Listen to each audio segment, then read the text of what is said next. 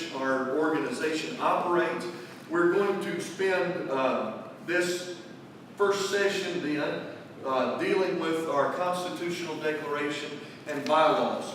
And so let's begin by talking about the constitutional declaration. And I'm going to just walk you through the preamble to the bylaws, and then we're going to digest the bylaws. The first thing that you'll find when you dig into the Church of God Mountain Assembly's Constitutional Declaration and bylaws is the statement of purpose. And I want to mention it very briefly because we've not talked about it at any point up to this point. And so I want to talk about it. When the standard resolutions of the Church of God Mountain Assembly were reconstructed in 2000 to give us our constitutional declaration bylaws, I talked a little bit about that a few weeks ago, about how the resolution committee took the existing resolutions and restructured them in a format that is more similar to our Constitution, and we'll dig into that more in the next slide, or the next couple slides. But in addition to that, they also saw the need to establish at the very forefront a statement of purpose. And so the statement of purpose of the Church of God Mountain Assembly was created in 2000.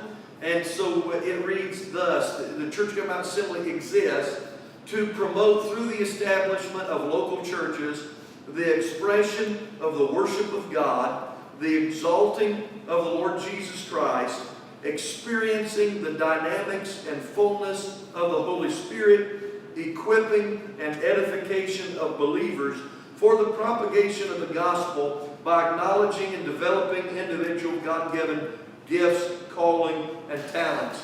And so this is the purpose, this is the reason that the Church of God Mountain Assembly exists. And the focus again is on local churches. We're promoting through the establishment of local churches these various aspects of the Christian life. It's about worship. It's about discipleship. It's about evangelism. It's about service in ministry, and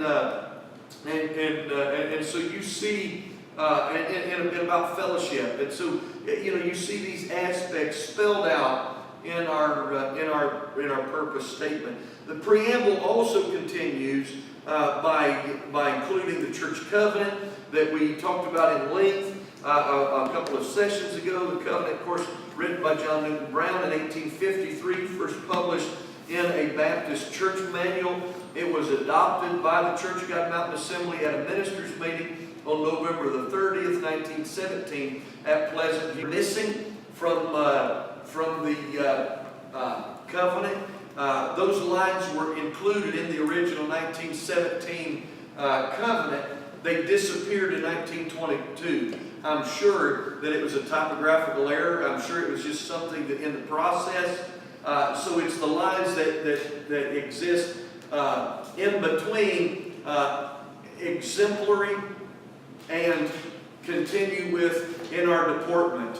And so so you'll have to refer back to your notes from the previous meeting. And then I also mentioned that in 1944, the last paragraph of the covenant about when we move from this place to another, we'll find another church to carry out the spirit of this covenant. That line was taken out in 1944, and that line may have been taken out on purpose. Again, the reason for which I don't have an answer to. But our church covenant appears in the preamble as well as the Articles of Faith. We've talked about how the Church of God Mountain Assembly adopted an Articles of Faith at the very first assembly in 1907, and then again in 1917 at the ministers' meeting that I mentioned above, where the covenant was adopted. These Articles of Faith had been modified and transformed by the 1970s and 80s. Were finally included in. They were never included on an annual basis in the minute book.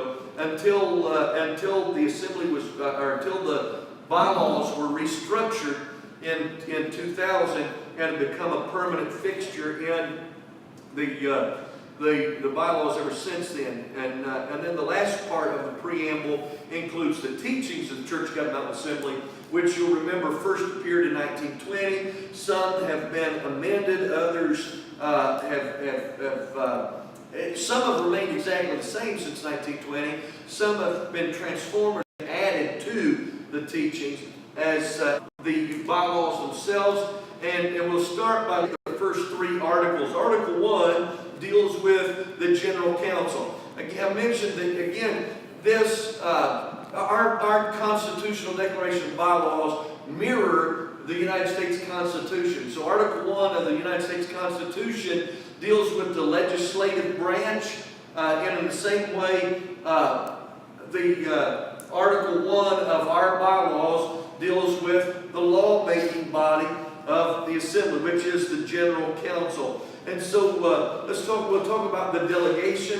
The General Council is composed of licensed and ordained ministers and appointed delegates. Every church is entitled to 2 delegates from the local church, appointed by the local church to represent them in the General Council, along with every licensed and ordained minister are also included in that council, and they are the lawmaking body of the Assembly. They elect the Assembly's officers. Brother Gary, you have a question? Just about the delegation real quick. So if you have an ordained pastor, a licensed evangelist, then when going to the delegation annually, that church could have up to 4 representatives. Right. You get 2 delegates plus all the credentialed ministers from the church. And so, again, if the church has half a dozen preachers, and they can have up to 8 delegates or what have you, just depending on the makeup of that church. All licensed and ordained ministers are required to send their delegate application, their application to be a part of the General Council. They're required to send that to their district overseer by July 10th for his approval. And so, the district overseer would sign the application approving of basically making sure that he's qualified, that he's a supporter of his local church and a supporter of the Assembly program. And then the local churches are allowed 2 delegates. And each delegate must be, to be an appointed delegate from the church, the delegate must be a tither and a supporter of the Assembly program and must have attained the age of 18 years in order to be a convened on the Tuesday before the first Wednesday in August. Resolution this coming year, I imagine, as the school year changed the timing of when the Assembly meets twice in the last 10 or 15 years, and it looks like that we're headed for another change as well, especially with the impetus because of when the first Tuesday falls. And so again, when the Assembly meets is set by our bylaws, and then also every decision made by the council ruled by majority vote according to our bylaws.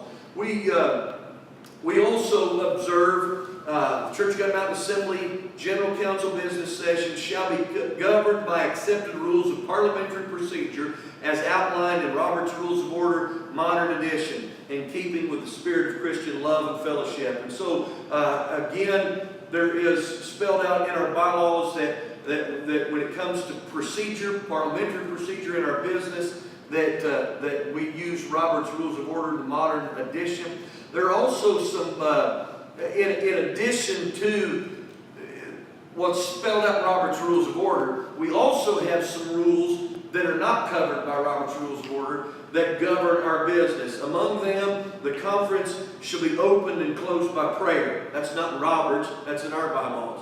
You have to open and close the meeting with prayer. After the meeting has been called to order, anyone wishing to speak should rise and address the moderator with brotherly respect. The word brother should be the only title of address, legal in a motion. The speaker shall strictly adhere to the subject, discuss it fairly, in no wise make remarks about the imperfections in the person who spoke before him. No member shall speak more than 2 times on any one subject without obtaining permission from the House. No member has the right to rise up and call for a vote on the House or any question without the moderator's consent. If the speaker digresses from the subject or otherwise violates the rules of procedure, he should be called to order by the moderator. No member shall leave the room during the session without the consent of the moderator.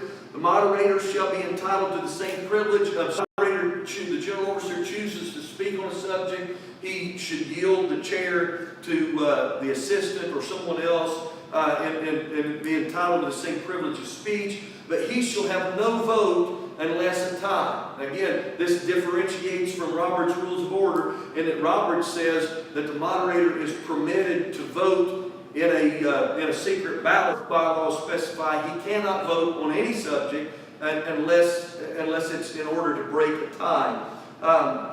The moderator shall not give his decision on any subject unless he's called upon by the body to do so. So these are just some of the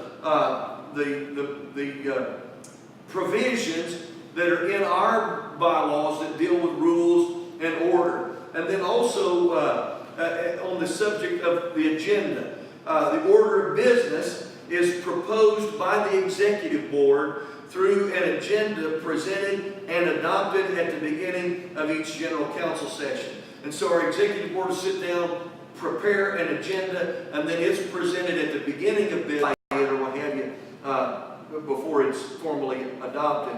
And then amendment procedure. The amendments to the standard resolutions and doctrinal statements of the Church of God Mountain Assembly can be made at any general council meeting, as long as those proposals have been received by the resolution committee with a postmark of July 1st or prior. And again, this was written at a time before electronic submissions, and so the idea is that it's been time-stamped if it's sent electronically by July 1st or postmarked by July 1st if it's sent through standard mail. But the idea is that the amendments have to be received by the resolution committee prior to July 1st, and we'll talk more about what the resolution committee does with them in just a few moments. Any amendment to an existing bylaw requires a 2/3 majority vote. Any new addition requires a simple majority. And so if you want to add something to the bylaws that does not significantly change anything that's already in resolution, for example, brand new statement in our bylaw, brand new bylaw requires a simple majority, but anything that amends the current bylaws or the current teachings require a 2/3 majority vote. We've spelled out again with our rules of procedure and election procedure. That election procedure includes the General Secretary and Treasurer reading the qualifications that are necessary before for each position before the nominations are opened, so that the Secretary and Treasurer would would read to the delegation what's required from each position before we have a vote. And then also, as far as the election procedure itself, the general officials and elders of the Church of God Mountain Assembly shall be elected by the General Council by majority vote. And so all elected officials and elders are elected by majority. If on the first ballot no nominee receives a majority, that would be between the two that got the most votes. This process is to ensure that every official is elected by majority, so that, for example, if you've got 25 people running for general overseer, we don't take the guy that gets 10 votes and make him the overseer. They're spread it, and so the others would be eliminated, and on the second ballot, the one with the majority would be elected. This is for the general officials and for the elders. When we're electing committees and boards, members of the Finance Committee, the Program Committee, the Resolution Committee, the Trustee Board, the Campground, when we're electing committees, those men are elected by a plurality. So the man doesn't have to have a majority of the members. He just has to, if there's 3 men on the committee, he just has to be in the top 3. If there's 5, he just has to be in the top 5. And so we generally just take one ballot for the committees on, and the ones receiving the highest number are elected to that board. You can vote for the amount of people possible, right? Like if there's 5 people running for 3 committee members, you can vote for 3 people. Right. If for example, 3 men serve on the finance committee, so you take 3 ballots that are attached and write 3 different names. So if there's 5 or 6, ever how many's nominated, you write 3 names and you keep them attached, so that you are voting for 3 different people. Now you don't have to vote for more than one, but you do have to have 3 ballots that are attached. So you could write one man's name. You can't write one man's name down 3 times, but you can write one man's name down and 2 blanks if you only want to vote for one or whatever the case is. But you have to have 3 ballots that are attached. Any ballots that are not attached are illegal and do not count. Any ballot that has the same person's name more than one time is illegal, and on to make up how many are on the committee. There is a provision in our bylaws that when we need a committee of 5 and only 5 are nominated, or we need a committee of 3 and only 3 are nominated, in those circumstances, we can suspend the rules and elect by acclamation. So when there's a committee that's being voted on, and you need 3 and you got 3 nominated, you can suspend the rules and elect them by acclamation and forego the formality of a secret ballot vote. That provision is on committees only, not on the general officials or on the elders. And then talk about election procedure, and then minutes. The minutes of the General Council shall bear the standard name of the assembly, the Church of God Mountain Assembly Incorporated, and all churches' addresses and phone numbers are inserted in the annual minute book. And of course the General Secretary and Treasurer generally records the minutes and then publishes them, sends them to the delegates shortly after the General Assembly, and then they're published in the annual minute book. Article 2 of the Constitutional Declaration of Bylaws deals with the executive branch, the executive board. The executive board of the Church of God Mountain Assembly is a 4-member board. It's made up of the general overseer, the general secretary and treasurer, and their assistants. So the general overseer and his assistant, general secretary and treasurer, and his assistant. In order to be elected to the executive board, or to be nominated for the executive board, a nominee must be ordained 2 years and must have ministered successfully for a minimum of 6 years. They must have supported the Church of God Mountain Assembly program during that time.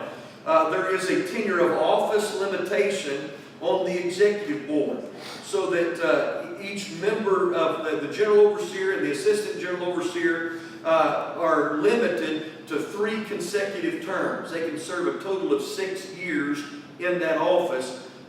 They can serve a maximum total of 12 consecutive years on the executive board. The General Secretary and Treasurer and his assistant are limited to 6 terms consecutive and 12 consecutive years in their respective office. Our general officials, in addition to their salaries that are included in each individual resolution about them, each of the general officials, the full-time officials, are given 2 weeks of paid vacation, and they're also given severance pay at the conclusion of their service. That severance pay includes 1 week per year that they served in office. And so when a man has served his 6 years or his 12 years or whatever the case is, then he gets paid one week's salary for each year that he served. Let's talk about the officials themselves and the general overseer and his assistant. The duties of the general overseer to look after the general interest of all the churches. They're to keep a record of all the ministers. They're to moderate the General Assembly. And then they're to make an annual report to the General Council of the work that's done during that year. The General Overseer is required to be full-time. He's full-time working. In addition to his salary, he's also given a housing allowance of $500 a month and is to provide his own housing in the vicinity of Jellicoe. The word vicinity is a local telephone call. And we probably will have to redefine that at some point in time when we get to a point when there's almost no such thing as a local telephone call anymore. There's almost no such thing as a local landline.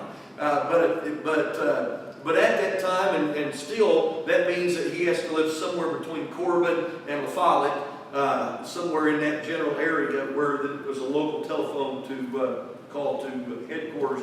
The General Overseer and his assistant are both paid their travel expense and also their health insurance from the by the General Assembly. The Assistant Overseer's duties are to oversee world missions, as outlined in Article 5, and we get to later on. He's also to conduct missions rallies in each district and to aid district overseers in building new churches. He does that but by supplying a variety of blueprints and church plans, seeking new areas to promote or to build churches. He is to promote the total assembly program, financially, spiritually, and materially, the assembly during that year. And then also, from time to time, the Assistant General Overseer will have special assignments given to him by the General Overseer. The Assistant Overseer, again, like the General, is required to do the job full-time. He's not allowed to pastor a church. In addition to his salary and housing allowance, his health insurance is paid for by the Assembly. His travel expense is paid by the missions department.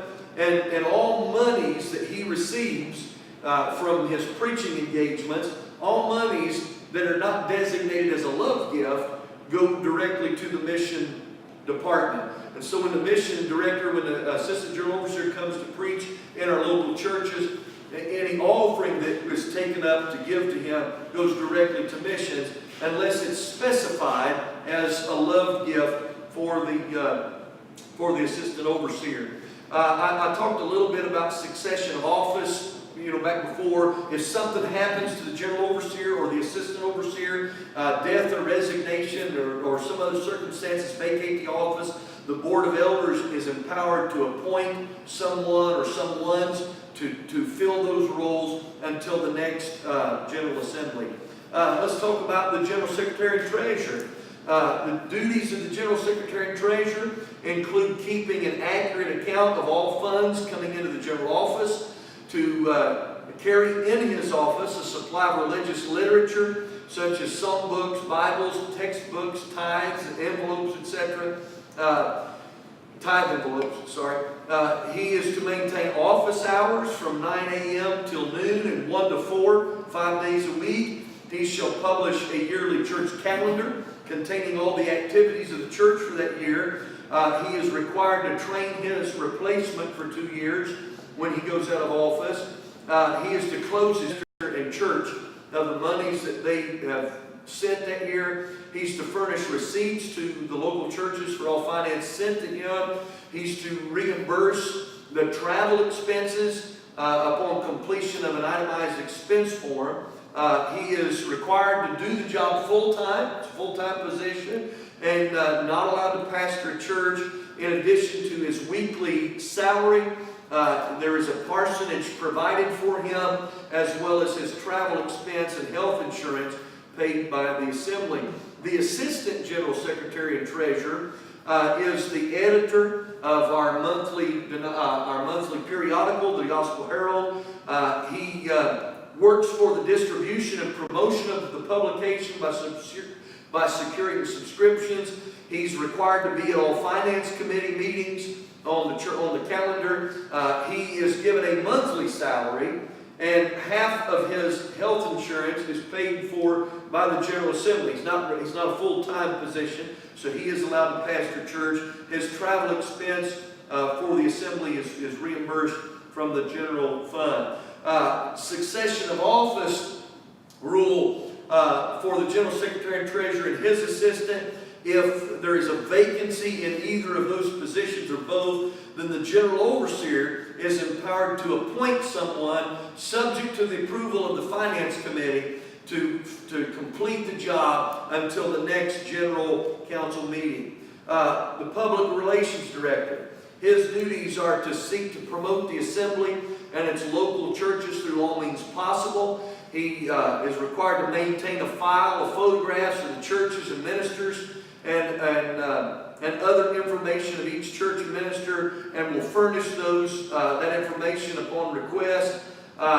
He is to receive the annual reports of the general officials by July the 10th, and then prepare them for the delegates for the general council meeting. He serves on a non-paying basis, but is allowed his actual expenses to be reimbursed from the Tithe of Tithes fund. The Christian Education Director, his duties are to oversee the National Christian Education Word as outlined in Article 6 that we'll get to develop and promote Sunday school programs and literature for local churches, to teach churches how to have an effective bus ministry, to hold one Sunday school convention each year with classes on the various methods and ways of teaching and building Sunday schools. He serves on a non-paying basis, but is paid his actual expenses from the Christian Education Treasury. The men's director, his job is to oversee the national men's ministries called Men of Integrity, to develop and promote men's ministries, programs, and literature for the local churches, to teach men in local churches how to respect and honor their pastors. He serves on a non-paying basis, and his actual expenses of men's ministry should be reimbursed from the meetings that he holds and or from the districts wherein the meetings are held. The National Youth Ministries Director, his job is to stimulate interest among our youth. He, along with the executive board, has the authority to arrange for and promote youth conventions as outlined by the General Council. He promotes the development and use of our campgrounds. He's responsible for special assignments given to him by the General Overseer, and he drafts programs for our national youth work, the Youth Warriors for Christ, as outlined in Article 7 that we will get to. Set to expire in 2018, the National Youth Director is given a budget of nearly $50,000, out of which $22,000 is designated as his salary. The remainder is used for maintenance and upkeep of the campground under the Camp Board and Trustees. There is a house available for him if he chooses to use it. Again, this is one of the temporary provisions that will expire in 2018. And all offerings that the National Youth Director receives when he's preaching in different places, they go directly to the National Youth Treasury unless it's designated as a love offering. The Assistant National Youth Director is paid $95 a day. Not 365 days a year. Don't anybody misunderstand that. It's $95 a day in which there's an event taking place on the youth calendar.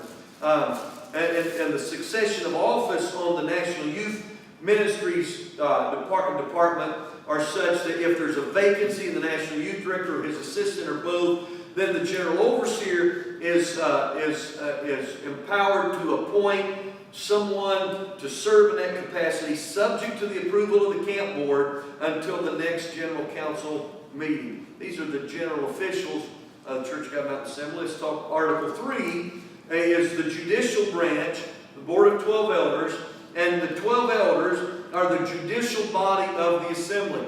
They have the final decision in any matter that they're called upon to decide.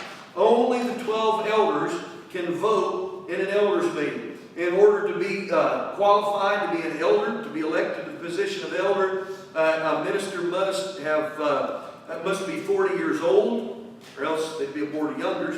They have to be 40 years old. They have to have been a member of the Church of God Mountain Assembly for 20 consecutive years, and they have to be an ordained minister for 10 years. The tenure of office for the Board of Elders is such that that the elders are elected to an 8-year term, every year, every 2 years, every 3 elders are elected. The 3 who've been on there, 8 when their term expires, they're elected to an 8-year term. If vacancy necessitates, then an election is held by the general council to replace an elder through death or resignation or various circumstances. If an elder is replaced, then the one who takes his place on the elder board serves for the rest of that term, and he is he's permitted to run again for his own term. And so it won't count against him for that tenure of office. And so if a man's elected, whether it be for the remaining 6 years or the remaining 1 year, then he can run again for an 8-year term. There's a quorum on the elder board meeting. And the quorum that's set by our bylaws is a quorum of 12, or as near that number. Must have 12 elders there. If one of the elders is not present, then the elder board is qualified, to take place on the elder board, to make sure that that quorum is filled, so that you've got 12 elders, or as near that number as possible. And so it is permissible, if nobody's there that's qualified to replace them, then the business can be transacted. Let's talk about committees.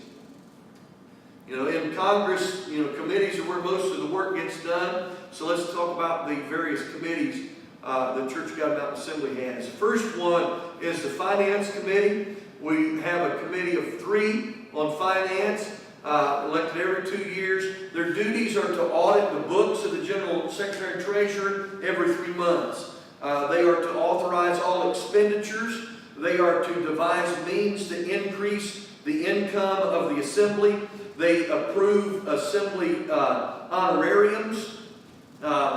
And they also review the salaries annually and make a recommendation to the general council on any raises. Any money that is borrowed by the general overseer, the treasurer, the trustees, the finance committee, and then the loan documents are signed by the chairman of the finance committee, the chairman of the trustee board, and the director that's borrowing that. But an affidavit has to be signed at headquarters by all of those individuals before any money can be borrowed by the assembly or any of its departments. There's a monthly payment plan that's required by our bylaws on all indebtedness.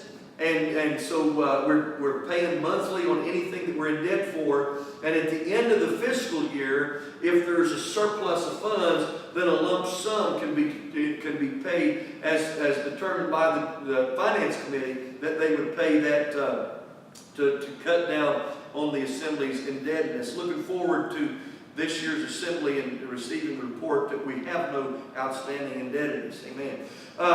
With the General Trustee Board is a 5-member board elected every 2 years. Their duty is to look at the trustees of each local church.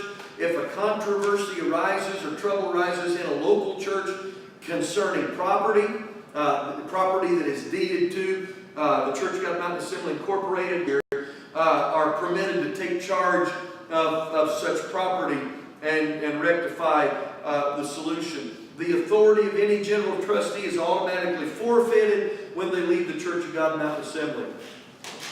We have a committee of 5 on benevolent funds and insurance. We talked a little bit about the special procedure that's used in order to maintain consistency in operation.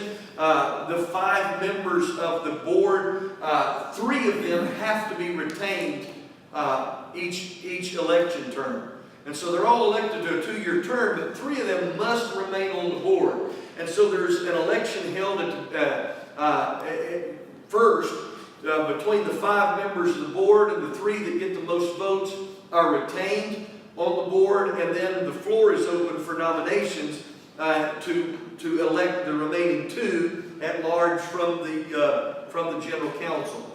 and there's no requirement necessitating that the other two can't be reelected. Their job is to establish policies and procedures of the benevolent and burial funds, investments, loans, benefit payments, fixed rates of interest. They review and revise insurance plans and options and proposals to the benefit of our ministers.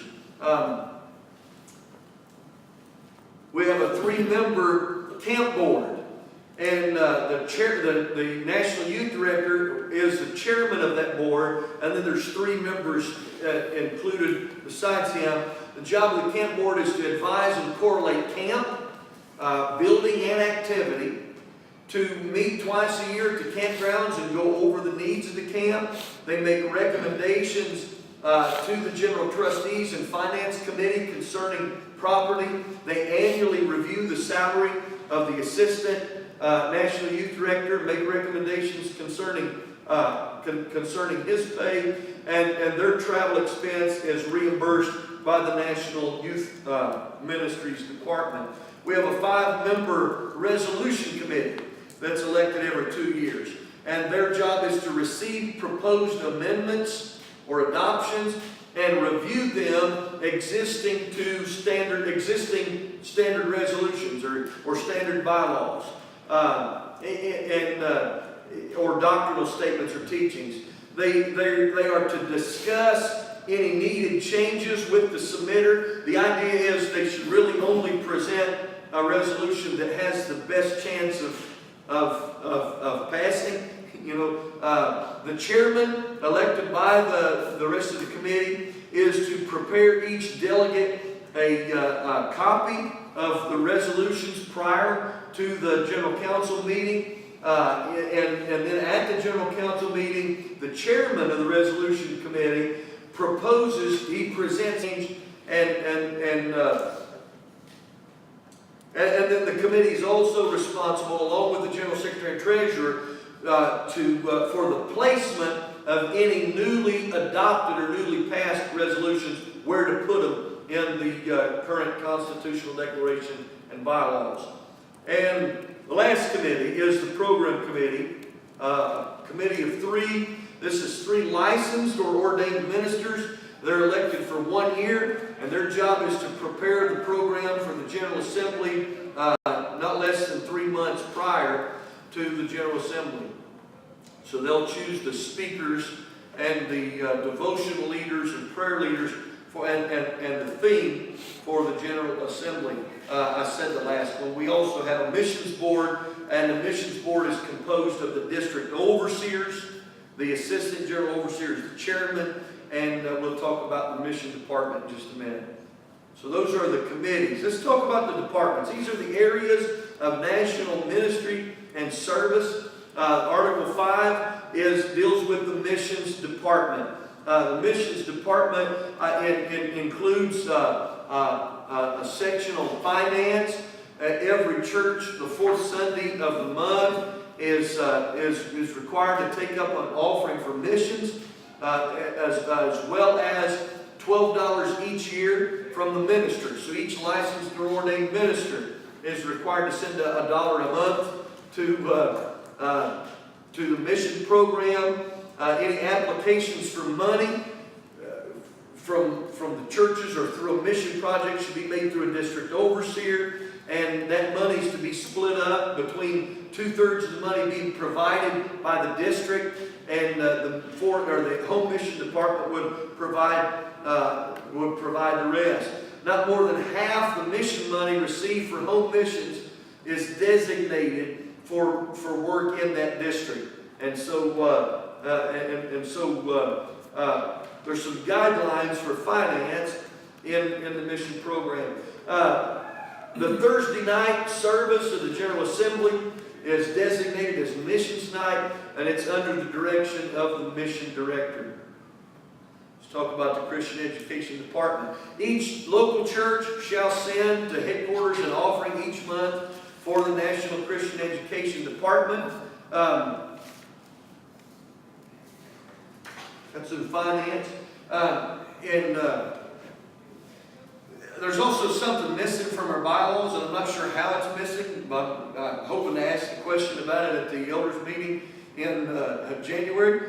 There's also, in our bylaws, we have a partnership that exists between us and the Pentecostal Children's Home in Barberville, where $3,000 of excess Christian Education Department funds would be reserved, set aside as the annual support for our obligation with our association with them.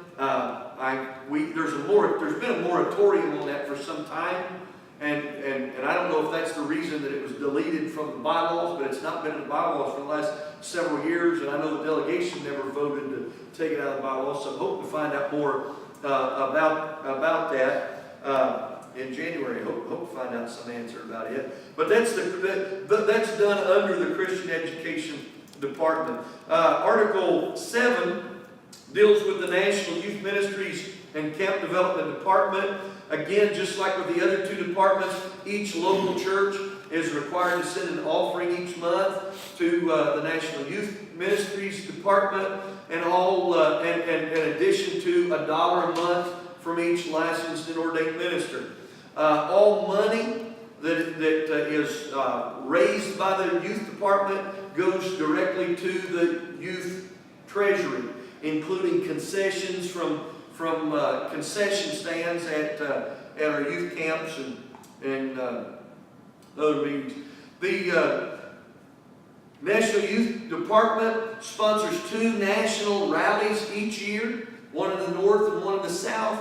In addition, they're required to conduct at least 2 weeks of youth camp.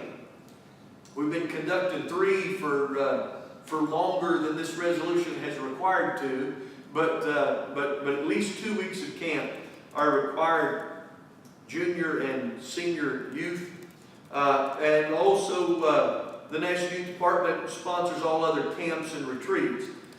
The National Youth Campgrounds, all the work done there is under the jurisdiction of the General Trustees. The National Youth Director is responsible for the campground's use and user fees under the guidelines of the General Council. So the rental amounts and this and that and the other are set by guidelines by the General Council. The National Youth Treasury is responsible for maintenance, utilities, taxes, and insurance on the campgrounds, except for the utilities and business phone calls, maintenance, taxes, and insurance on the parsonage, which are paid out of the General Treasury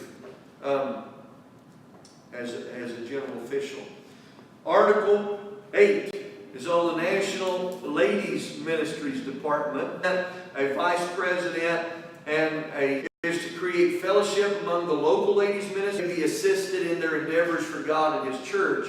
By the ladies in a National Ladies Ministries Council meeting during the General Assembly. Each of the officers serves for 2 years. They are limited to 3 consecutive terms. They're allowed to serve 6 years in each of those offices, and under no circumstances can any lady serve more than 12 consecutive years as a National Ladies Ministries officer. The National Ladies President shall give general leadership, serve toward the objectives of the department, and also serve as chairperson in all the National Ladies meetings. The National Ladies President must be 30 years old, must be a member in good standing of the Church of God Mountain Assembly for at least 5 years, and must have the recommendation of her pastor. The Vice President, likewise, must be at least 25 years old, must be a member for at least 5 years, and must be in good standing, or must be recommended by her pastor. The National Ladies Secretary and Treasurer, of course, her job is to maintain records of the National Ladies Ministries and keep appropriate records of money received and expended. She must be at least 25, must be a member of the Church of God Mountain Assembly at least 5 years, and must be recommended by her pastor. Each of the ladies officers shall furnish an annual written report to the General Council. Each ladies ministries, I've already read that, about the tenure of office. Ladies President shall plan and conduct at least 2 National Ladies Days a year, one in the scheduled in the north and one scheduled in the south. And the ladies' officers when traveling for ladies' ministries. Article 9 relates to the chaplain's ministry. The mission of the chaplain's ministry is to fulfill the rights of all people for the free exercise of religion by the communication of the gospel, the engagement in the worship of God, and the development for ministries of compassion. And so chaplain's ministry operates under the auspices of the mission department and for direction and for the financing of the ministry.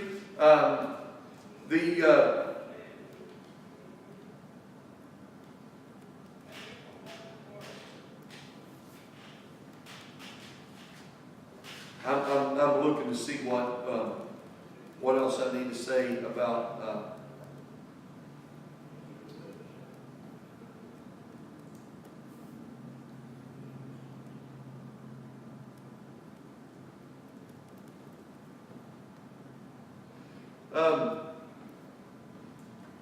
applications for chaplaincy must be received with unquestionable recommendations from his local church, his pastor, and his district overseer. Must present 2 business references.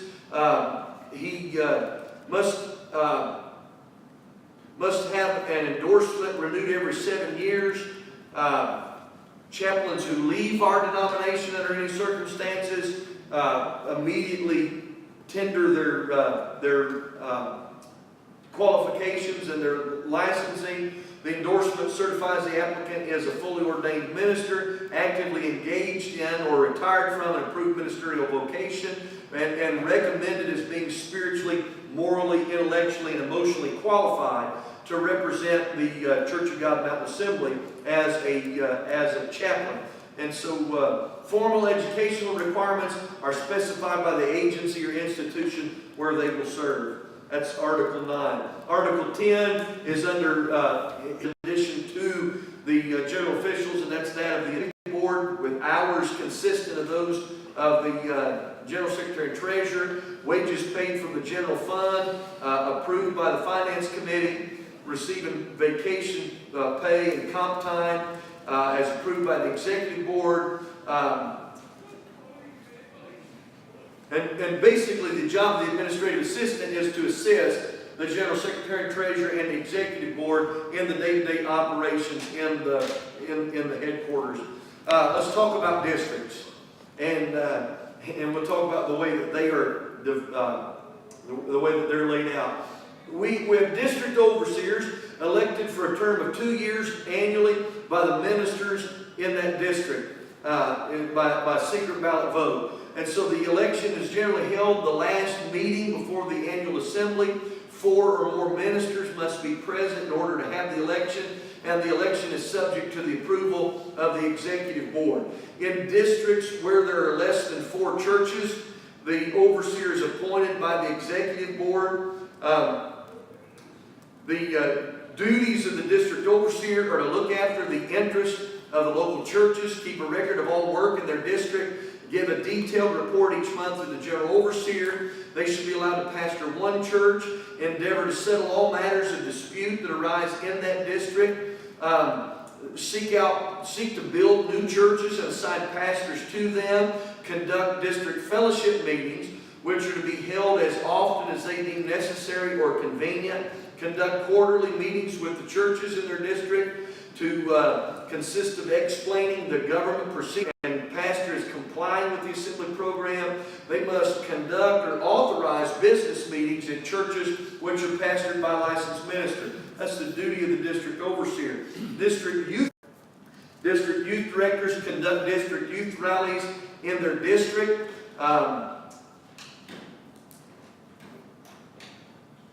And districts, by the way, are permitted to have ambassadors, boosters, leaders, and reporters for the Youth Warriors for Christ. And I'm still not really sure what those functions those jobs are. The district ladies coordinator is appointed by the National Ladies Ministries director. She must be a member in good standing in her local church and recommended by her pastor. The district ladies coordinators shall conduct ladies meetings in their district and work to promote the national ladies ministries in that district. The district, let's talk about district finance. District overseer and churches under his care are to work out a plan to cover his expenses. In addition to that, 1% of all the tithes that are sent from the churches in that district are returned to the district for the support of the district and to meet the expenses in the district. Offerings that are taken up in district youth rallies are to be divided, with half going to the National Youth Department and half remaining within the district treasury.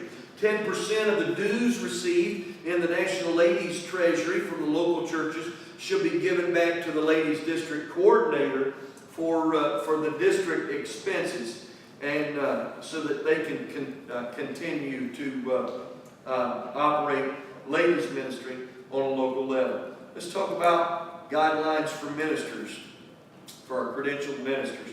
Article 12 is about ministers, and specifically about, in particular, ministers' credentials. We have bishop certificates are renewed annually, except the ordination certificates. Fellowship cards are issued to the ordained and licensed ministers, and all ministers' credentials must bear the standard seal of the Church of God Mountain Assembly. Licensed ministers are licensed annually by the local church. They have the right to preach and defend the gospel, baptize believers, to administer the Lord's Supper and the washing of saints' feet, and they may pastor a church under the supervision of the district overseer. All applicants, their qualifications to be a licensed minister in the Church of God Mountain Assembly, each applicant must have the baptism of the Holy Ghost. They must have conducted 2 or more successful revivals, or have been actively engaged in either evangelistic or pastoral work, and they must be a member of the Church of God Mountain Assembly for at least 1 year before being recommended for minister's license. There is an application for the process that the applicant is first recommended by his local church and pastor, application approved by the district overseer, and then that application submitted to headquarters with his annual financial contribution, and then when approved by the general overseer, then his certificate is signed and returned to him. Each minister is required to report quarterly to his district overseer. A minister moving from another district should report to his new that are presently engaged in the ministry, may be ordained if found eligible, and all licensed ministers are to pay a $20 renewal fee to renew their credentials annually. Half of this amount goes to headquarters, and the other half is returned to the district ministers, to the district treasury. In accordance with the Bible, in ordaining bishops, the church where the applicant belongs shall first set him apart for examination. If the church approves him for ordination as a bishop, then he goes before the Board of Elders for questioning. And then if approved by the Board of Elders, he would return back to his local church and be ordained in his local church in the presence of his pastor and local church. Any minister applying for ordination through a course approved by the Elder Board, Assembly History and Doctrine course, living should be ordained to the office of a bishop. Women ministers may be licensed, but they're not allowed to baptize, to pastor a church, or to administer the Lord's Supper, and we do not ordain women. When a minister comes into our organization, if he's recommended by his pastor, and then then he will be from pay their tithes. Ministers pay their percent. Shall appear in the minutes each year. So the complete record of all ministers.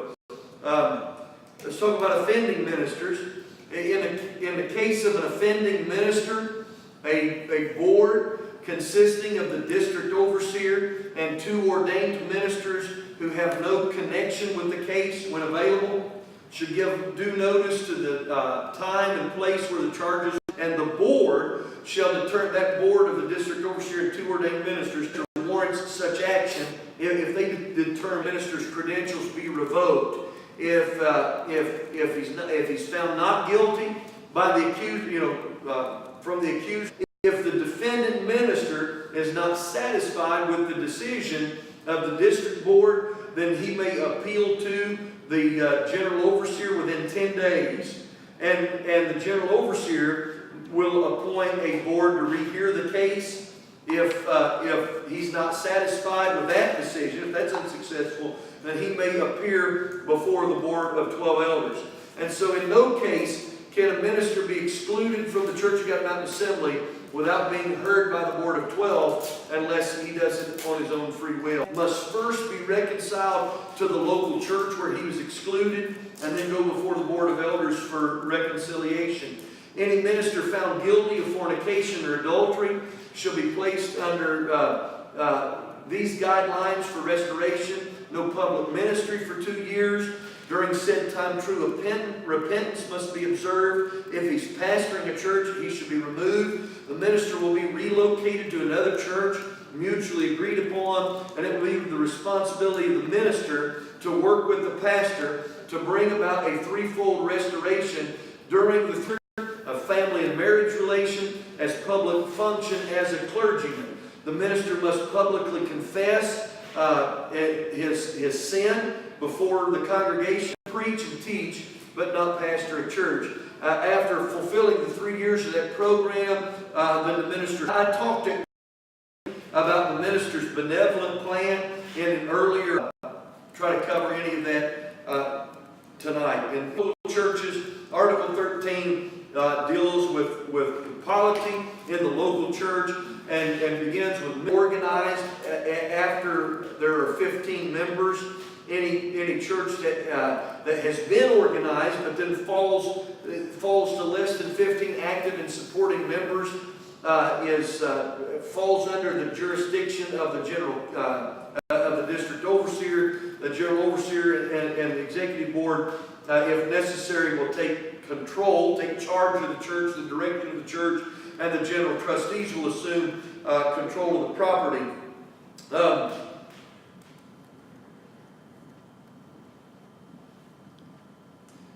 When a member chooses to, when it's necessary for a member to move his membership from one church to another, he presents himself to the church in which he wishes to move his membership, and the clerk of that church writes to the clerk of the other church for a letter of transfer, and that letter then is sent by the clerk from that local church and through an official transfer in the business meeting.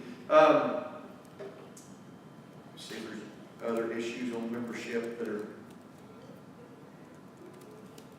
Any church, any member that's been excluded from any of our churches has to first be reconciled to that church before they can join another church within our organization. So if you've been excluded from one church, you have to be reconciled to that church in order to legally join another one of our churches. Let's talk about finance in the local church. Each local church is required to maintain a treasury. Each local church is also required to take an offering on the first Sunday night of June prior to the close of the fiscal year, and send that offering to headquarters by July 10th for the upkeep of the assembly grounds. The members pay their tithes into the local church to headquarters in the tithe of tithes.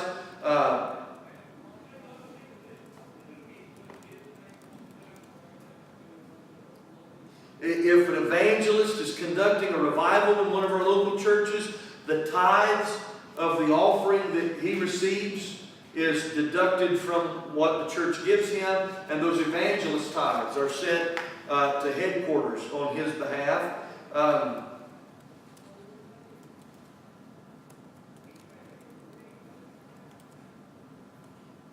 You have a question? Does that include any evangelists?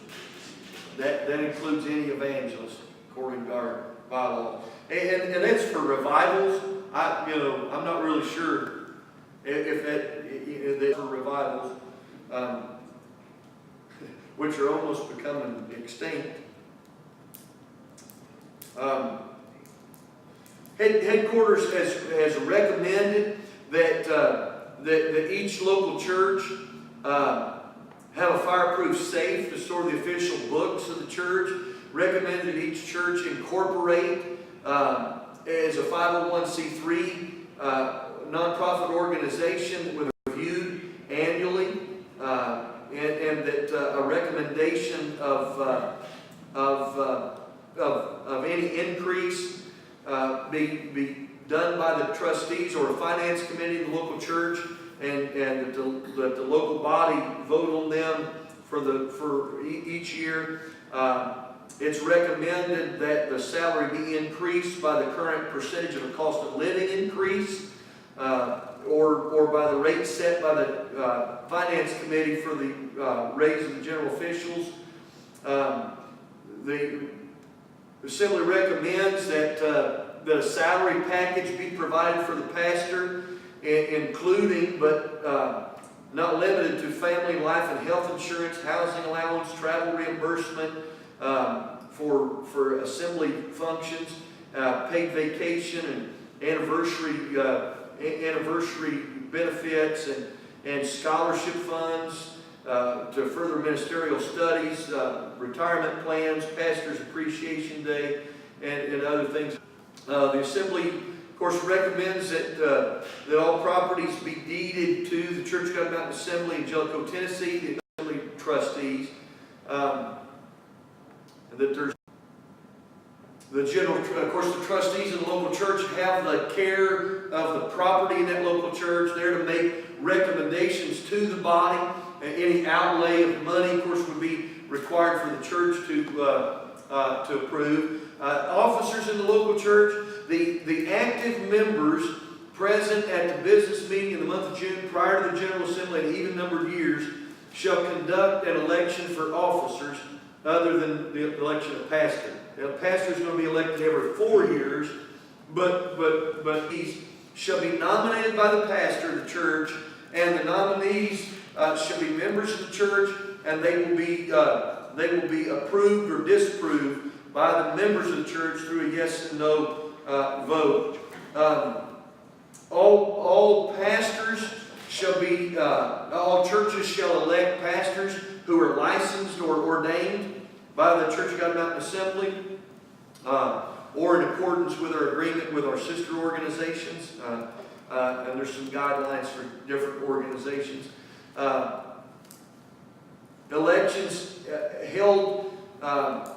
Elections must be held by secret ballot. All confidence votes taken by the pastor should be secret ballot.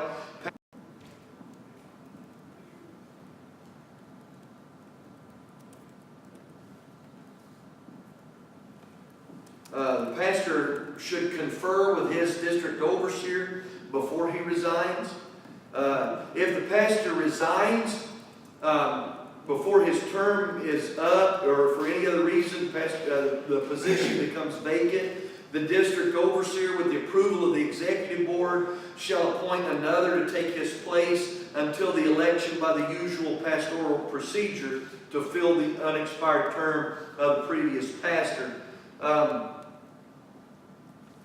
The powers and duties of the pastor are to take oversight, spiritual oversight of the church, as taught in the New Testament, moderate all business meetings, be responsible for the spiritual program, material welfare of the church, and to carry out the program of the assembly as to the local church financial obligations, and to work in harmony, full harmony, with the district overseer. The assistant pastor, if the church has one, have the same qualifications as the pastor, and be responsible and receive his duties from the pastor. The secretary or clerk shall perform the usual duties of the clerk or secretary of a religious organization, keep accurate account of all business meetings, and to keep track of all of the church's records. their books and communications, and to keep a record of all the members of the church, and to deliver those books to any general official, the assembly, or district overseer when asked to do so. The treasurer of the church shall keep true and accurate account of the church's financial income, to keep a correct record of all funds paid out, to be the custodian of the church funds and books of accounts, to disperse the church's money only by general or special authorization of the church, except those bills that are, routine, regularly paid bills, maintenance and electricity and what have you, utilities. And to render at business meetings a complete record of the church's financial condition.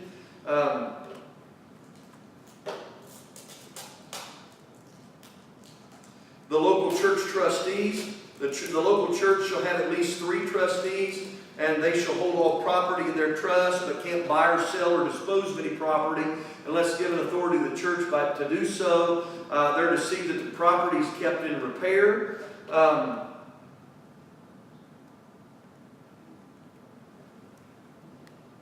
Their names and addresses are to be included on the statistical report to the General Assembly.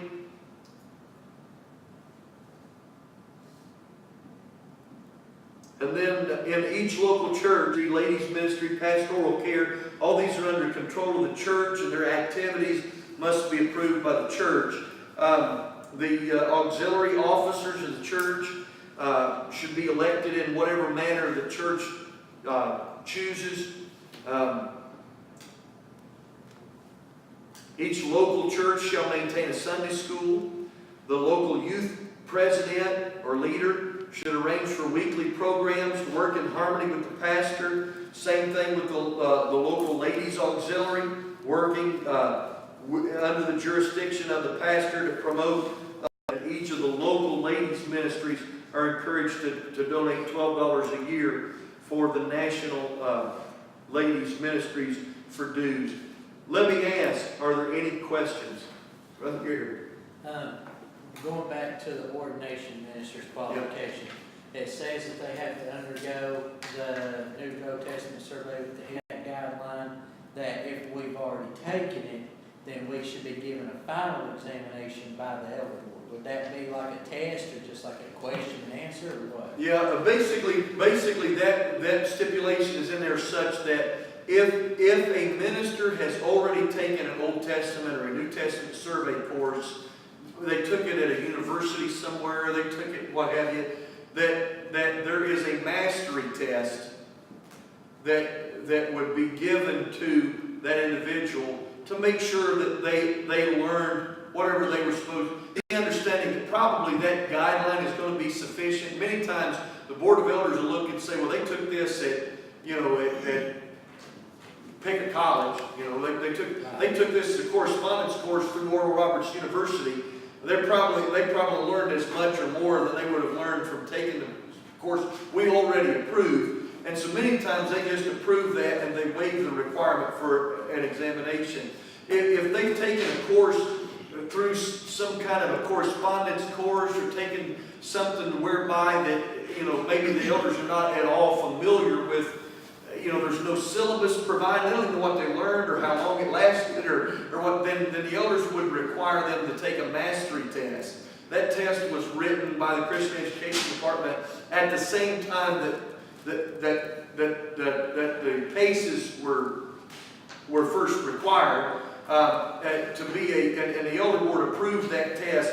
If a man could pass this test, the elders felt that he had sufficient Bible knowledge to say he's a bishop, he's qualified to be a bishop.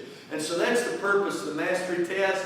And that's the way it's written in the bylaws. In practice, the difference between what's written and what's in practice is it's almost, that mastery test almost never gets used. Because for the most part, if a man has already taken a course, then generally he's taken it somewhere that's legitimate and it requires no further, he took that course, at an institution whose accreditation is higher than the auspices of the Christian Education Department.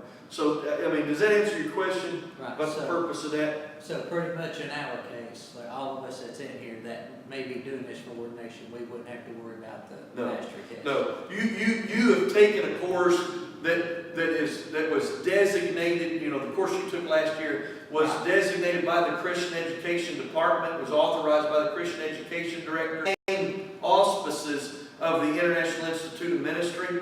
That's kind of been the continuation of this, that when we launched the IIM, the Elder Board approved the course that was taught through them and has continued to approve those courses that were taught regionally and that were taught, you know, locally. So the idea is if it was approved by the Christian Education Department, they're not going to, Not good question. they're not going to ask you to take another test of any kind. And even taking this class, you've learned a lot more than you Right. taking my classes last year and this class, you learned more than you would have learned probably from studies. So I think you're going to be very satisfied. But just be prepared to answer questions from one elder in particular. Because I'm going to grill you.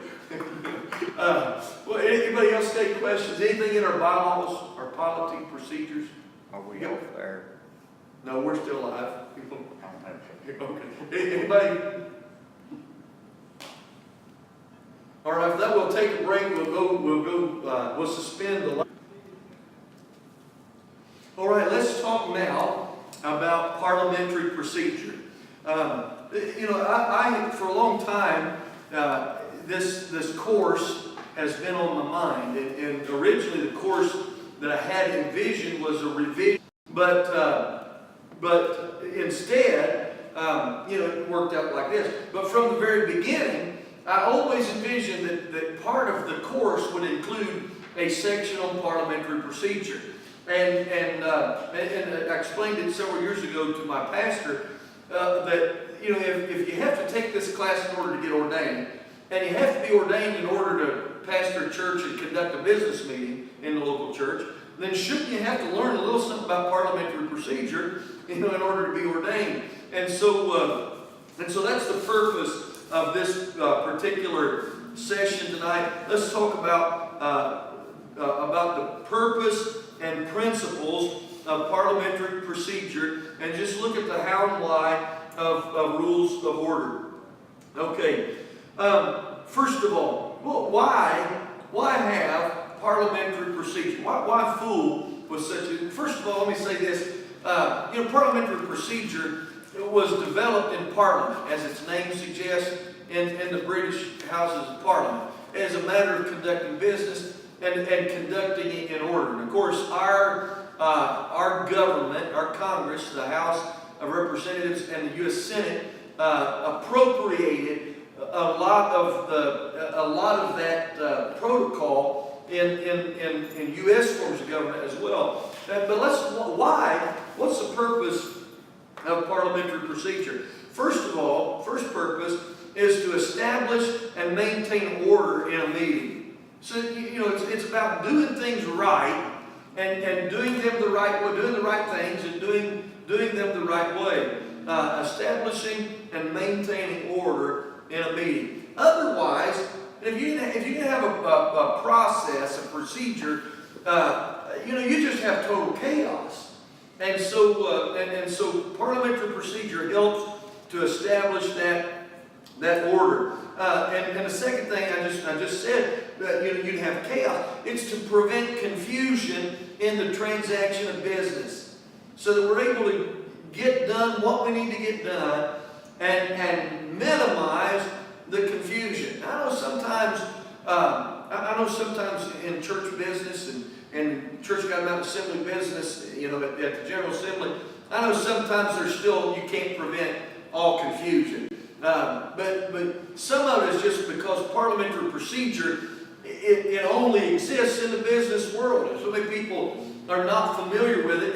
You know, the only time they've ever seen it is in the church business.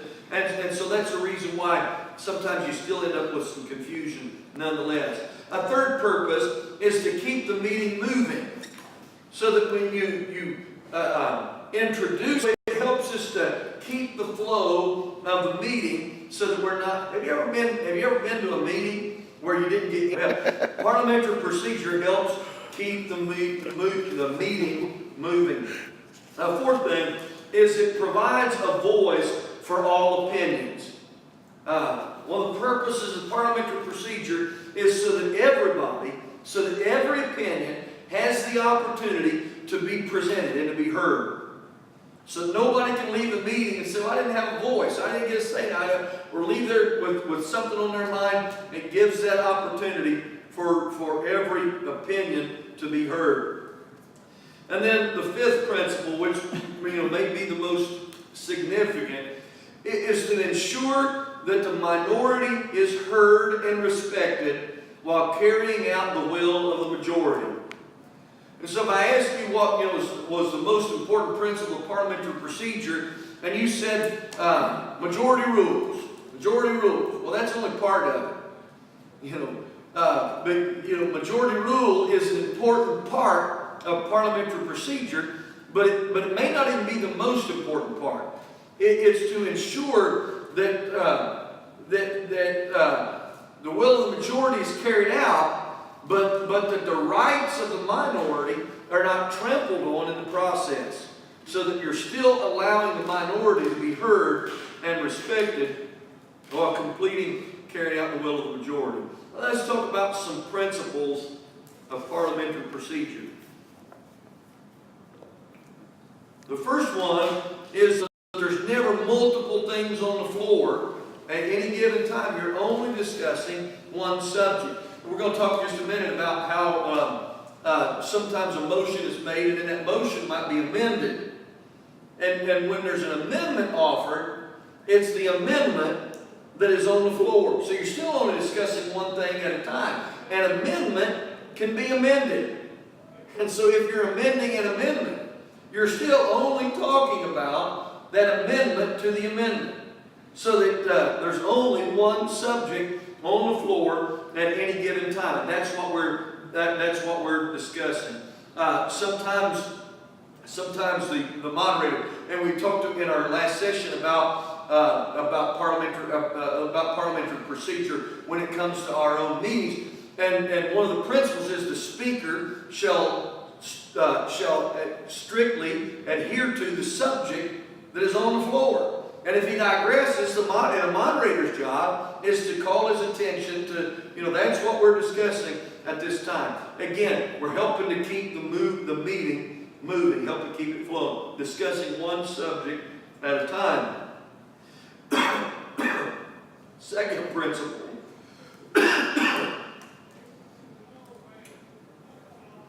It allows for the full and free discussion of an idea, so that everybody is given the opportunity to discuss freely and discuss fully the idea that is at hand.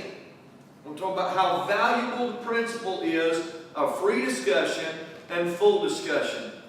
In our Senate, the Senate has no law or has no rule against a filibuster.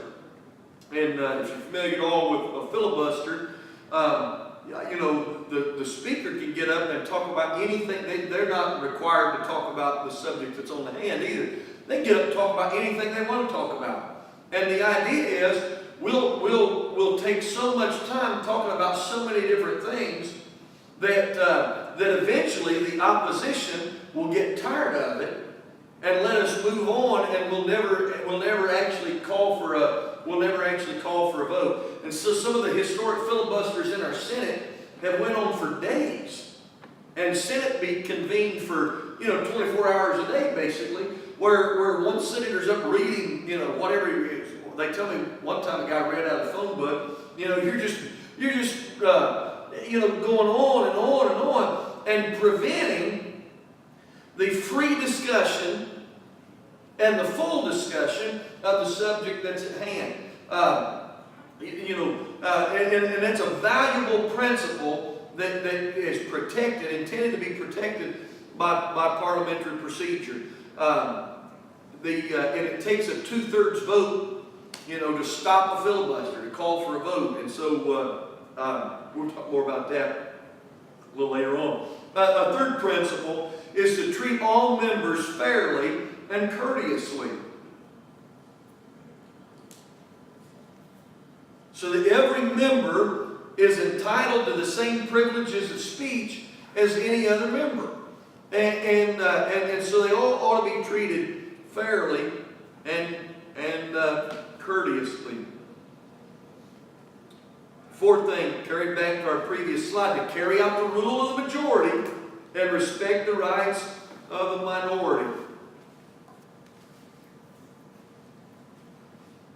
And then lastly, to bring together the wishes of all the group. It's bringing together all the group members and their wishes to form a cooperating, united association. Let's talk about the introduction of business. Introducing and disposing of motions.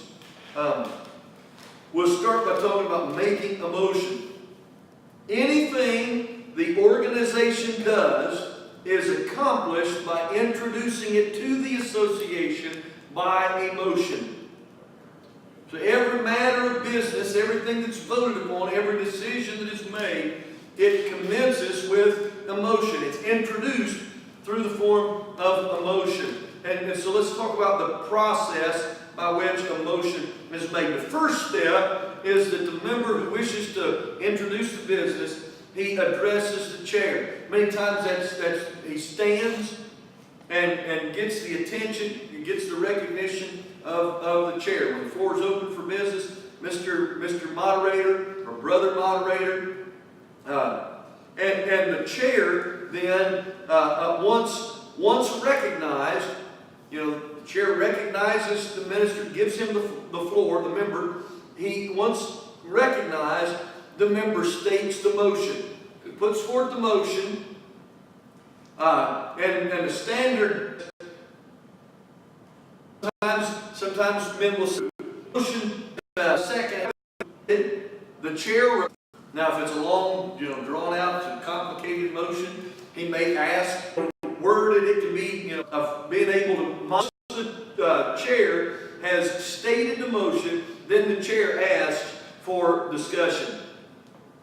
It is polite, the floor first. Protocol. A lot of times in rotate is and free. After a full and free discussion, the chair, or in other words, are you already will call for a vote between the ayes. Once two are opposed to the motion, after the voting, the chair declares the motion aye and say no or nay. Then the chair would declare the motion has been defeated.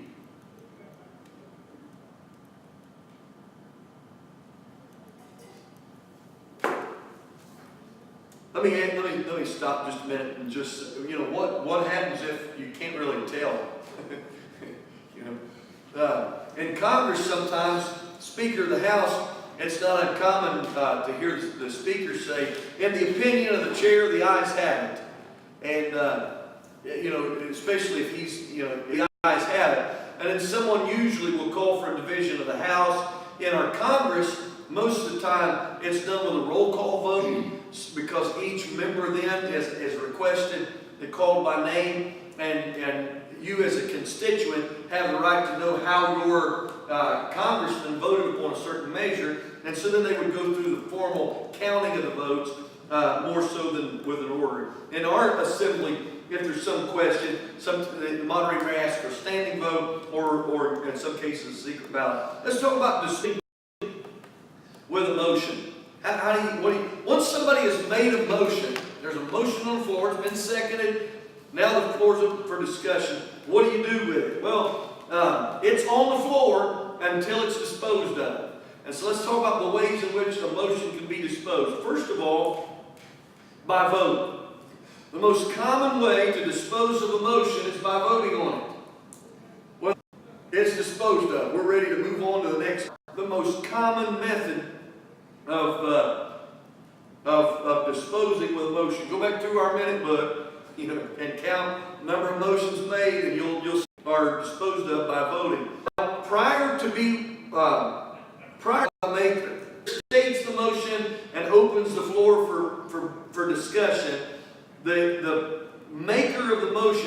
prerogative of withdrawing. Right, yep. What happens if the second is not withdrawn? I'm not really sure. Typically, Would they second the second, since there's only one technically, technically, if somebody decides to withdraw a motion, then generally the person who seconded it out of a courtesy, Okay, they would just have to remake. if once the main, and so yes, or ever here and talked about it, I'd like to withdraw my motion. Generally speaking, the House gives him permission to do that. There's some people there that just know we're going to vote this thing, we're going to vote this. He's allowed to withdraw it. And so you're not voting on the motion itself yet, you're just voting on whether or not the motion is still on the floor. And it doesn't require a formal motion to withdraw. If nobody objects, another method of disposing of a motion to postpone, a motion may be postponed indefinitely or definitely. All right? If you move to postpone indefinitely, your motion, let's put this off indefinitely, means we're done talking about this. Let's do away with it and move on with it. You're not voting on the motion itself, and you're avoiding any further discussion on the motion. To postpone definitely means that we're going to postpone this until a particular time. So the motion is, I've moved to postpone until after we come back from lunch, or until tomorrow morning. I've moved to postpone until 3 o'clock, or whatever the case is. There's a definite time. So at that time, whatever business might be on the floor at that particular, when that is done, then the next order of business would be the postponed motion would come back to the floor. And so, it may be that there's times where you can tell during the discussion of a motion that perhaps really in order to make this thing pass, we need to work some things out. We need to amend it in some way or another. There's something else that needs done. Say for example, I moved to postpone until after the lunch recess. During lunchtime, or I moved to postpone until in the morning. Sometime somebody can sit down and work out some details that'll help move the motion to where it can be disposed of in a better way. Who can call for the postponing? Only the maker of the motion? Anybody can make a move to postpone. To postpone indefinitely or to postpone definitely. Anybody can make that move. I move to postpone. And again, the move to postpone indefinitely generally is a signal that the motion is dead. We're not going to vote on it. We're not going to kill it outright to defeat them, but we're not going to talk about this now, and we're probably not going to talk about this ever. But the move to postpone definitely when we can work out all the details. But it's a whole lot easier to work this out in a committee, that would move us along much faster than working a motion. Amending a motion, the move to commit this, to refer this to a committee. And the committee will discuss the motion in detail and come back with a recommendation. Okay? Something on the floor as it's being discussed, there's a loophole, there's just something that ain't quite, that again, working out on the floor, we're not going to be able to come to a satisfaction. There's still some valid points in this, and we just work some bugs out of it or what have you, and to commit, and then the committee would later on bring back their report and vote on it. So for the commit one, it would be like a couple of years ago when we updated the teaching against like homosexuality and stuff. Yes. That it was committed to a committee, they came back with what they found and proposed, and then the delegation voted on it. Yeah. Here's a recommendation. Yeah. Exactly. And typically, the move to commit, puts it in the hands of the committee, and then whatever special assignment you might give them with it, sometimes it's committed with instructions. So, the instruction, take this, work it out, we want you to do this, this, and this, and bring back their business. There were some things to work, and they should, and resubmit it, what have you. As this coming year is going to be election year, there may be a lot of stuff, it may require a second day's business. It refer to something to a committee in the morning or what have you, and then report, and, sometimes you answer some questions to, that maybe would bring back, the motion to lay on the table temporary today. So we're going to stop dealing with this to talk different than the motion to postpone. Again, its purpose comes from the need, the need to, we need to deal with, and generally the move, Chairman, in order to more people, this particular pressing, lay it on the table, and so the motion as it was made, even a motion to commit, to refer to, and then In business, that end of the table is because you got something that's more pressing right now. Off the same thing when the business session closes. A table that was tabled a month ago, the table they're calling. And then rather is the change for the world. The amendment either passes now be failed. Amendment to an amendment cannot be amended. The purpose of parliamentary procedure, let's talk about voting methods. Mentioned very briefly, is again, the chair asks for those in favor to say aye, those who are opposed to say nay. The chair generally concludes from the voice chairman to ask for a hand count. Now, especially if you're in a small group, like if we say all in favor, just raise your hand. Do that, you can just count the hands and then move forward. Sometimes, now it says all in favor. How many said sit down? And then all is a standing vote. It requires a 2/3 majority. A motion to amend the bylaw to ask for somebody to stand in order to. And then a last method, choices regularly. They're used for election. Locally, he's voting his conscience. He asked to particular candidate or nominee. Now let me require a majority vote or votes that are, stand for the 50 vote. It doesn't count as basically, then in an elders meeting, 12-0, and so it's 2/3 of the vote, and so those so voting, there's to be about a vote. We still elect this as our opportunity to vote. Yeah, but if it's anybody else, called for is a you nominated are really slim because nobody. But kinds of motions. Just a minute. First of all, unclassified motions. These motions enable certain items to be reconsidered. In general, they're brought up when no business is pending. And so there might be, for example, the motion to take from the table is an unclassified motion. Generally done, there's nothing else on the floor, and we're at a point in the business where we're ready for the next order, nothing on the agenda, and so you could make a motion to take from the table. Sometimes the motion to reconsider. If there's a move that was made and voted upon,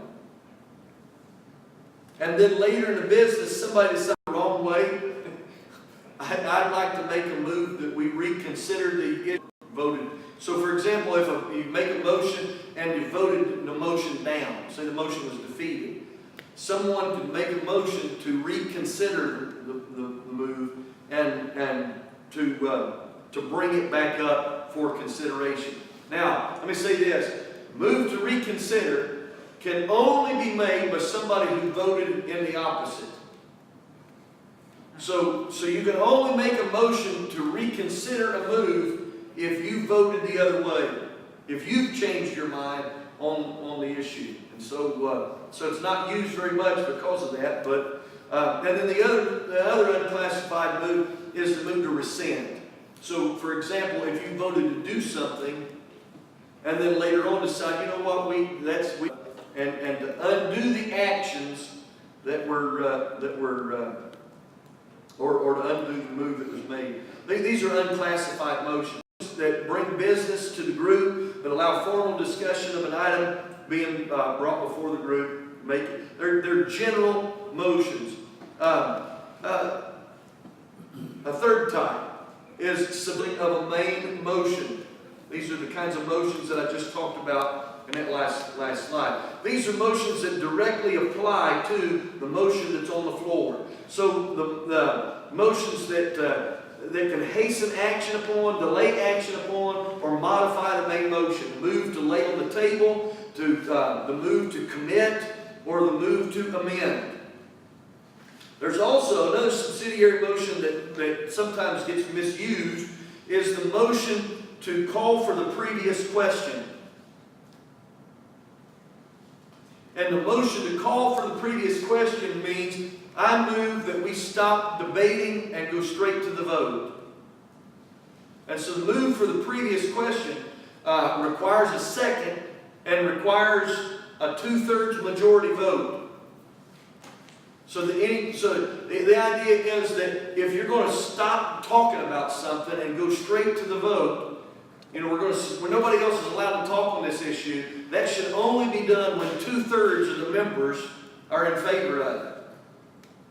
So anything that would be used to suppress the discussion of a motion should require a 2/3 majority vote. So the move to call for the previous question requires a second and a 2/3 majority vote. Again, I move that we stop talking about it and let's vote on it. Then there's incidental motions. These motions deal with questions of procedure. They arise out of another pending motion or an item of business.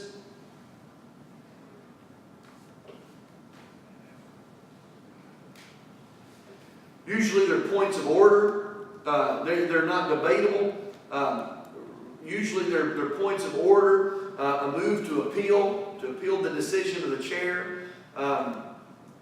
Sometimes the move to close or reopen nominations would be an incidental motion, and the move to suspend the rules would be an incidental motion. And again, suspension of rules, you can only suspend the rules if the rules provide for a method of their suspension. So to suspend our bylaws, you can only do it if the bylaws specify the circumstances under which they can be suspended. And then the last type, and the most important, again, these are in reverse order of their precedence. Most important, privilege motions, they do not relate to the pending question. But they're matters of such urgency or importance that without debate, they'll interrupt the consideration of anything else. And so these are moves to call for the orders of the day or a motion to adjourn. You hear somebody say sometimes, motion to adjourn is always in order. It's a privileged motion. So even when something else is on the floor. 5 types of motions. Any questions on them? Just a quick question. I know that what I've noticed in the last couple of meetings that, especially when you're going to be voting on a particular committee or someone's running one of those guys every time, cease and desist. There's an incidental motion where you could make a motion to open the ball court to end. How would you have that opportunity to do that? Do you just remain standing with your hand up, or how does that work? I just, we've abused the motion to close the nominations. I know we've abused that. We had a general officer in the past who, when it was time to open the floor for nominations, he would ask all of those who have a nomination, please stand. And then they would stand, and he'd start in the back, like parliamentary procedure calls for, start at the back and move his way forward, let each man make his nomination. When everybody who was standing is now seated, then he'd say, if there are no other nominations, I'll entertain a motion to close the nominations. The chair should never entertain a motion to close the nominations when there are first of all, the man doesn't have the floor. You're not been recognized or what have you by the chair. If there are men that are still standing,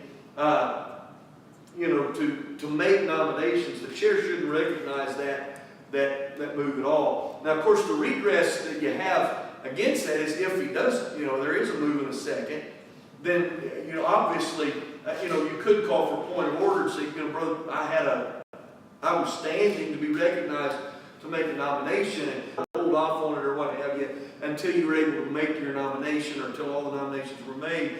You can vote no to the closing of the nominations. You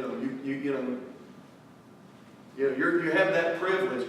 To ask for the floor to be reopened for nominations would take a little bit more maneuvering. And the challenge there is, if you didn't challenge the closing of the nominations, there have been occasions where we've closed the nominations and then realized we had more people decline. We had a committee of 5 and we had 4 nominated.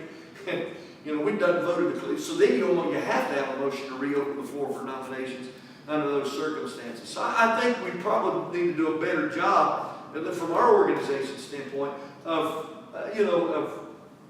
giving every person who has that, and again, the easiest way to do it, everybody who has a nomination, please stand. And then just call on, if you don't have a nomination that's burning on your heart and whatever, and you're willing to stand when everybody else stands, wait and see who else is nominated or whatever. It's not a valid reason to formulate a nomination. Everybody ought to stand together, and then it should just be a matter of principle that, everybody who's asked to stand is given their nomination, and now we're ready for a move to close. It's a formality to close the nomination. So, yeah, it is. There was a move in 2004. Sorry. There was a move in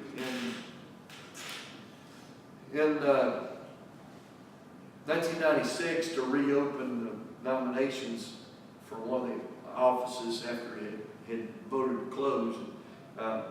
Move failed, but we took the vote on the 2 that were nominated. But at any rate, again, it's possible. Any other questions on motions, types of motions, precedents? Talk about elections real quickly. Nominations are generally made from the floor by members. And though it's a form of a motion, it's not, they need not be seconded. Generally, a motion and second are required to close the nominations, vote. Election takes place by ballot. Like we said earlier, if one candidate is nominated, a yes/no vote is taken. A candidate must receive a majority of all eligible votes cast in order to be elected. Nomination is just a formality. It is not a requirement for election. However, the likelihood of an election by a candidate not placed in nomination is marginally slim. If you just had a big writing campaign, just wrote it, and managed to get a majority, then I'd really be interested in seeing how you managed to do that. A rule requiring officers to be elected by ballot cannot be suspended by a unanimous vote, because the rule protects a minority of one from exposing his vote. And this he must do if he votes openly in the negative or objects to giving general consent. Nor can this result be accomplished by voting that the ballot of the assembly be cast by the secretary or anyone else, as this does away with the essential principle of the ballot, namely secrecy. And so, I'm reading directly from Robert's Rules of Order. If it is desired to allow the suspension of a bylaw that cannot be suspended under these rules, then it is necessary to provide in the bylaws for its suspension. And so, there would have to be talked about these things, didn't it? The last area that I'm going to look at is business meetings in local church. I want to throw some guiding principles on conducting of local church business. It is true that in some ways the business of the General Assembly is not as complicated or as sophisticated as business is done by Congress or Parliament. And so sometimes I know that business sometimes is necessary as well. And so principles out of an article from 9-year-old, I found this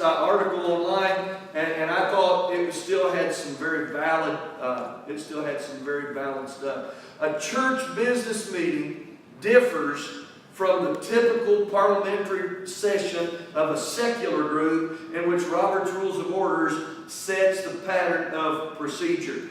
And so consequently, the usual order will be modified. Though many of the basic principles of parliamentary law are valid, it will be profitable to note the differences in a principle as a basis for the differences in procedure. Okay? So, in the first place, the church is not democratic. All right? Just understand the difference. The church is not democratic. It is not governed on the basis of majority rule with protection for the minority. Rather, it is highly selective in its membership and strictly intolerant of minorities. As a consequence, its voice is unanimous on all important issues and tends to be unanimous on small issues. Okay? That is, there is a commendable reluctance to proceed with the new roof for the church building as long as there is a distinct opposition. Church voted to do it, but there's still a handful of people in the church that are really adamantly opposed to doing it. You could say, majority rules, bless God. This is what the majority voted to do, and you can cause more harm to the local church by doing what the majority ruled to do than by not doing it. Even such minor items as the repair of the furnace are part of the Lord's work. And as far as possible, the church should be united in its program on these small matters. Let me say, the first item on the agenda is unity.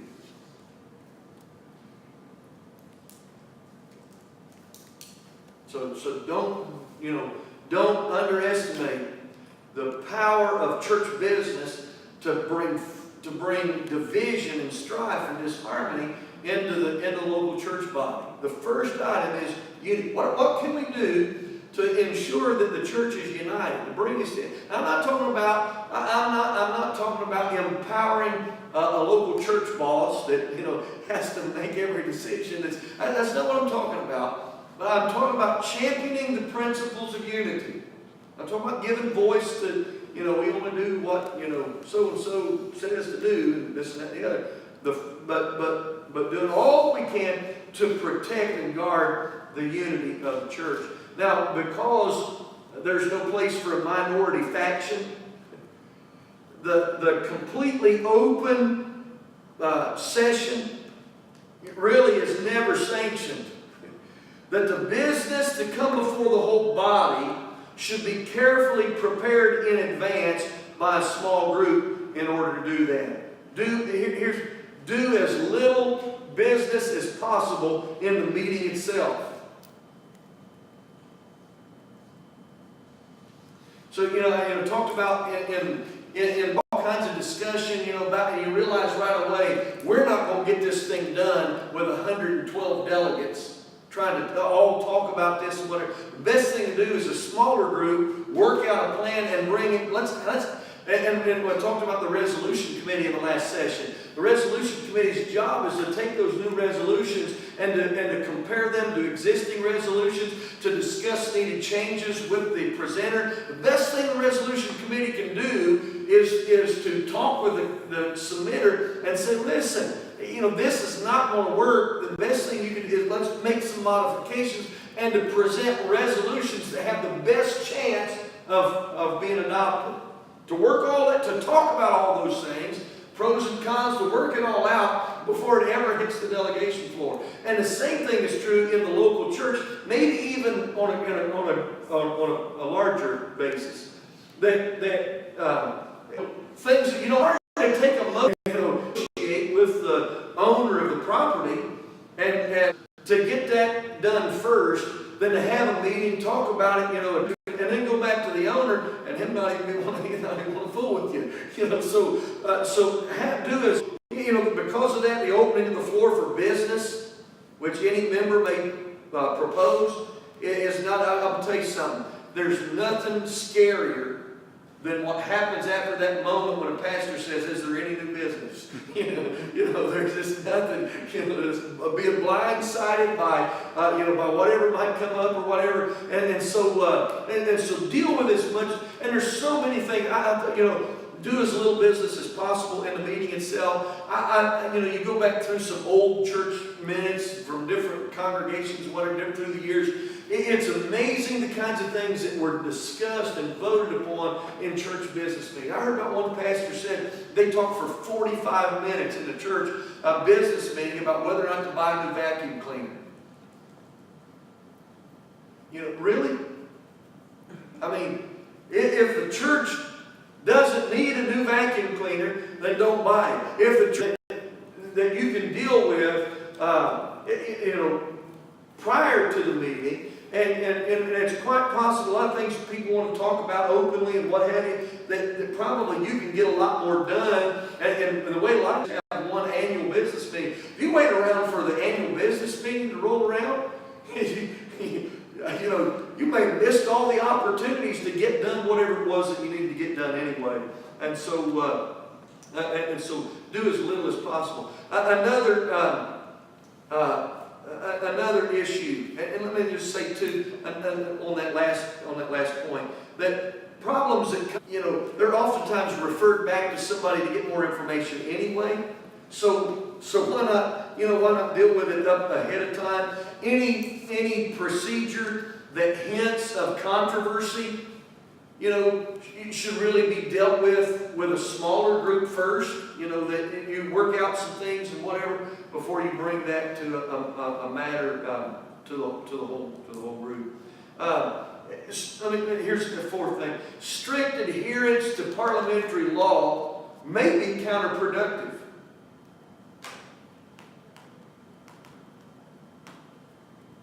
Parliamentary procedure must be varied sometimes in line with these differences in objective. We've got a different objective in mind.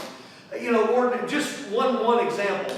Just one example. Ordinarily, the standard way to do business is a motion and a second, restated by the chair, and then an opportunity for discussion. Most of the time in local churches, that's almost counterproductive. You're better off first by having at least some discussion, by letting the person who's presenting the motion, for example, maybe bring it up through a discussion, talking about the principles involved. It may be even in order to fully discuss the subject and then say, now that we've kind of come to some idea of what we want to do, can I have a formal motion in a second to do what we just discussed? It may be that the way the motion would be made in the beginning, it's not at all the way the motion would end up. And so sometimes in the local church, it might be better, it might be more conducive to business to allow for a full discussion, and then the pastor moderator say, Kim, what's your pleasure? How should we deal with this and call for a vote? Another thing that's true to that too is typically the chairman should be responsible for moderating the business and shouldn't give his decision or his opinion on a chair without the chair being fulfilled, or what he shouldn't give his opinion on a subject or whatever. Well, can you imagine trying to do business without knowing what the pastor thinks about it? Without getting some feedback from the what do you think we should do? And so again, a strict adherence to parliamentary procedure. Can you imagine a pastor strictly following the guidelines of parliamentary procedure, never sharing his opinion on a matter? After the business meeting is over, you find out the pastor was dead against 4 things that you did in that meeting. Why would you? Or worse than that, maybe even have the pastor resign because it's something that you voted to do. I don't know. I can't stay there because of that. So again, you're better off a lot of times to discuss a subject rather than a motion.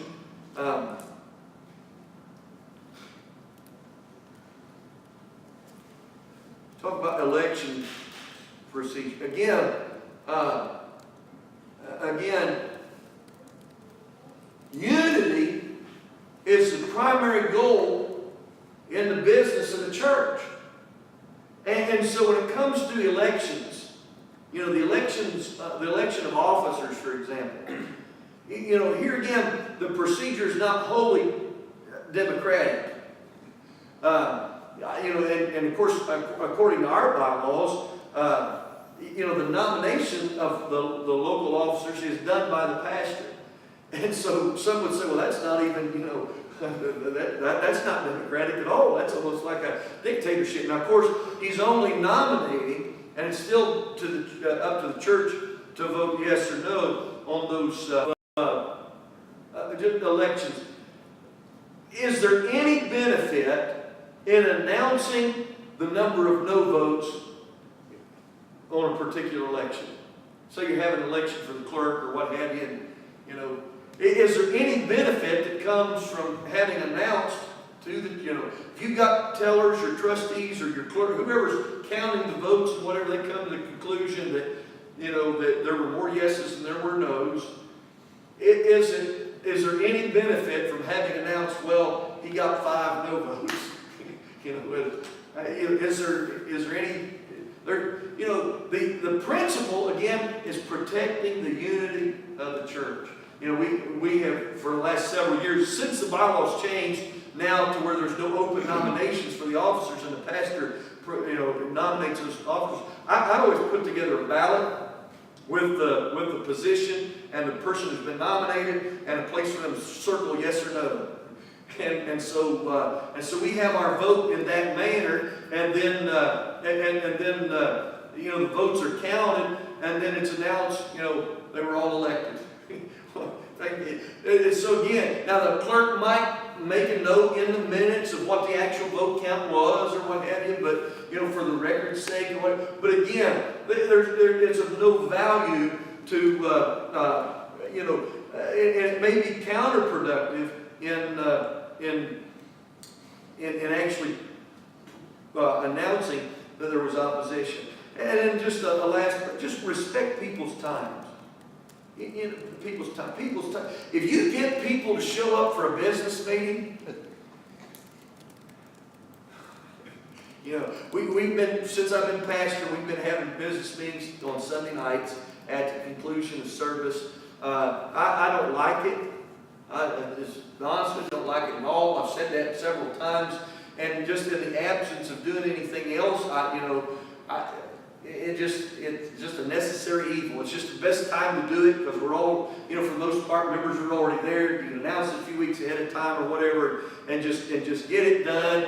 But you know, you have a worship service, and there's going to be a business meeting that follows, and you know, the only thing maybe worse than having a business meeting right after church is maybe having a business meeting right before church. You know, that'd be the only thing I can think of. But you know, the truth is, I mean, in old days, we'd have church business meeting, and you'd have it on an off night or whatever, and you know, you wouldn't have anybody show up. And so, if you have people who stick around for a business meeting, people come to a business meeting, then respect their time.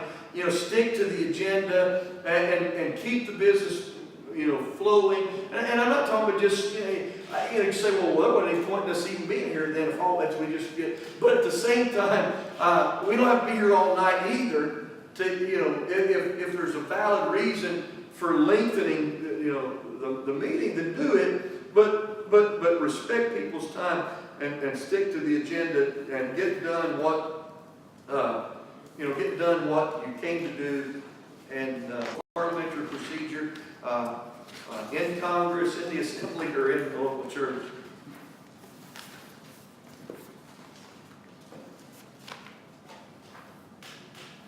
All right. If not, next week we will have a final exam. Anybody have any questions about that? Anybody, you know, got something that heard about, or you